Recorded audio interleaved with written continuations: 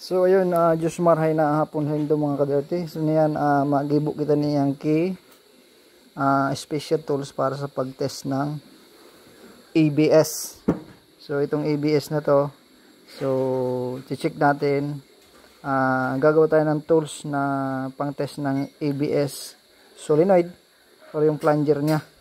So sa mga nakakaramdam na walang tumatagas na fluid sa bawa sa left side o sa right side o sa likod, walang lumalabas na brake fluid, so ito yung gagawin natin, yung tools or special tools na pang test ng plunger or solenoid, plunger ng ABS module. So ito yung mga materials natin.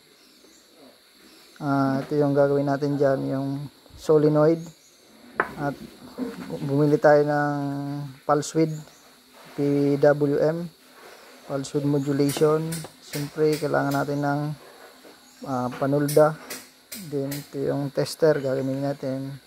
So mamaya i-update na kung ano kung anong kalalabas nito.